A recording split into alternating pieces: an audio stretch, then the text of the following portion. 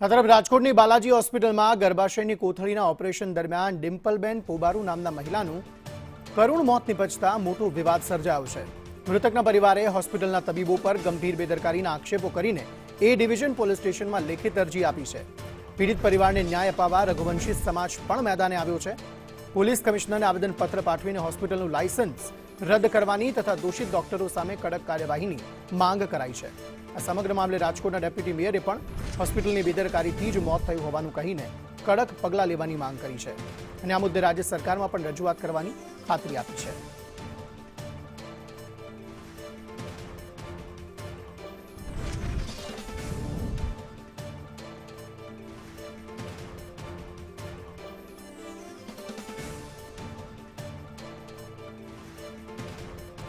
Operation દરમિયાન ડિમ્પલબેન પોબારુનું કરુણ મોત નિપજ્યું છે। આ મામલે હવે પરિવારે હોસ્પિટલ પર ગંભીર બેદરકારીના આક્ષેપો કર્યા છે। મૃતકને ન્યાય અપાવવા હવે આખો સમાજ મેદાને છે।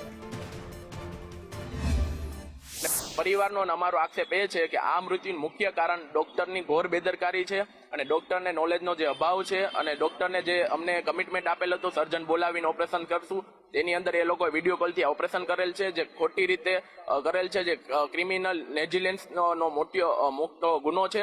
તે અનુસંધાને અમે આજ રાજકોટ પોલીસ કમિશનર સાહેબને રૂબરૂ મળીને આવેદનપત્ર પાઠવવાના છે અને તેના વિરુદ્ધ કડક કાર્યવાહી કરવામાં આવે અને આ હોસ્પિટલનું લાયસન્સ રદ કરવામાં આવે એ અમારી મુખ્ય માંગણી છે। અમારે માંગ તો મારા દેરાણીને ગર્ભાશયની કોથળીનું ઓપરેશન કરાયું, કવિતાબેન લાડાણીએ 3 કલાક ઓપરેશન કર્યું।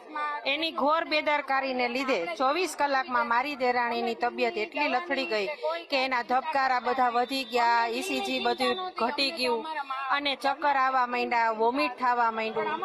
અમારી માંગ એટલી જ છે કે મારા દેરાણીને ન્યાય મળે, બાલાજી હોસ્પિટલને સીલ લાગી જાય। હોસ્પિટલ સીલ થવાનું નથી, પણ તમે એને તાત્કાલિક ડોક્ટરની સામે જ પગલાં લ્યો। હોસ્પિટલ તો આખું બધા ડોક્ટર છે એટલે આખી હોસ્પિટલ સીલ ન કરી શકાય। સ્ત્રી રોગનું કોથળીનું ઓપરેશન કર્યું હતું બાલાજી હોસ્પિટલમાં, તો એ લોકોની બેદરકારી હતી અને એમાં એનું મૃત્યુ થયું છે એટલે તાત્કાલિક પગલાં લેવા જ જોઈએ। આ સમગ્ર મામલે વધુ માહિતી સાથે સંવાદદાતા દિવ્યેશ જોશી જોડાઈ ગયા છે। દિવ્યેશ, જણાવશો શું વધુ વિગતો આ સમગ્ર મામલે?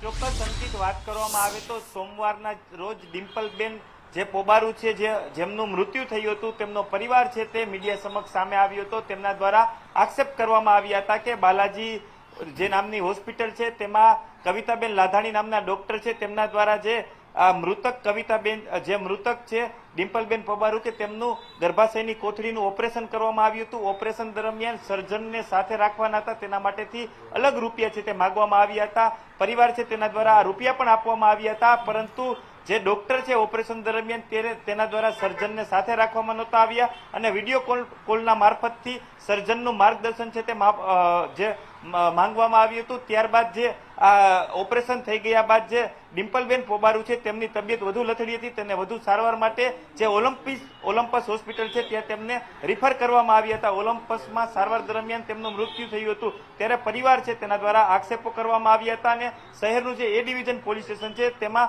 આ હોસ્પિટલ અને તેના જે ડોક્ટર છે કવિતાબેન લાધાણી તેના વિરુદ્ધ લેખિતમાં અરજી છે તે કરવામાં આવી હતી। ત્યારે આજે લોહાણા સમાજ છે તે મોટી સંખ્યામાં ભેગો થયો હતો અને પોલીસ કમિશનરને રજૂઆત કરવા માટે પહોંચ્યો હતો। પોલીસ કમિશનર સમક્ષ માંગ કરી હતી કે હોસ્પિટલનું લાયસન્સ છે તે સસ્પેન્ડ કરવામાં આવે અને જે ડોક્ટર છે કવિતાબેન લાધાણી તેમના વિરુદ્ધ યોગ્ય પગલાં છે તે ભરવામાં આવે।